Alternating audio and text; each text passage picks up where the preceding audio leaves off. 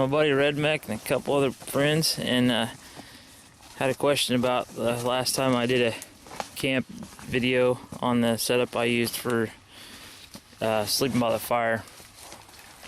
So this is it. Alright, so here's what I got. I got a m.e.s.t tarp, the multicam m.e.s.t tarp from Bushcraft Outfitters. It's the, I don't know, did they make a UL, Ross? Yeah, they do. Okay, well this is the regular m.e.s.t. It isn't the UL one, so don't get confused with that. The regular one has some fire resistant properties, so this is what I use for an insulated fire resistant bivy bag kind of a deal. The next part of this deal is, this is a Wiggies poncho liner. I don't know if this works with a regular issue poncho liner. It probably does. But these Wiggies poncho liners have tie-outs to go into your poncho. And they sort of, kind of, a little bit match up with the m.e.s.t tabs on these tarps. Alright, next thing I do is I tie the corners out with these tie-outs on this Wiggies poncho liner. I tie it to the m.e.s.t. That's basically all this is. It's just this liner's tied into this m.e.s.t just like you would a poncho, and I tie out all four corners and some sides if I can. This is basically all there is to it. I'm gonna put my pad down, put my sleeping bag in here, and I'm gonna fold this over and then tie it off with the ties on the poncho liner at the sides. Got it on all four corners and one at the top. So what this does is, you're probably thinking it's not too revolutionary. It's not.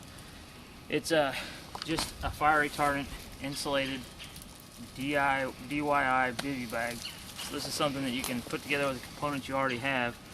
You can sleep by the fire and not have to worry as much about embers popping onto this stuff as you would a regular bivy bag. Alright, there's the final setup.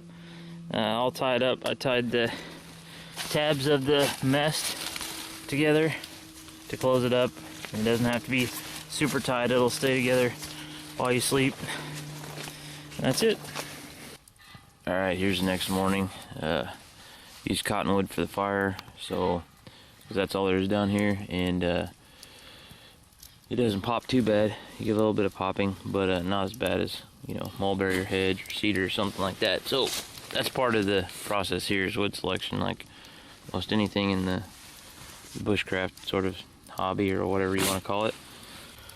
For a cheaper alternative, fire retardant sort of properties, you can even use a wool blanket for this. So some paracord on it, and you know, tie it in a sleeve sort of deal and slide your sleeping bag down in it. And wool won't, you know, flame up usually. If you get an ember on it, it'll just do kind of what this stuff does, just burn a little bit of a hole in it, which is good. That's what you want.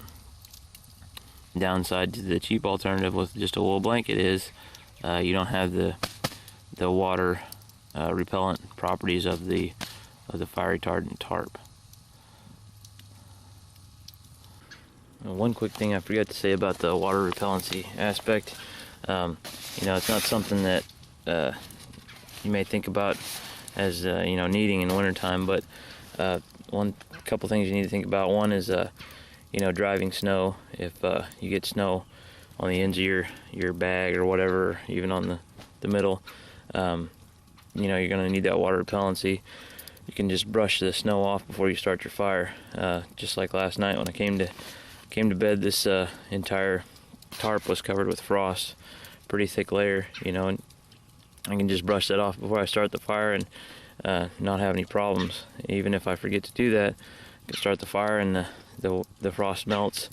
I don't have to worry too much about it because I've got this waterproof barrier here.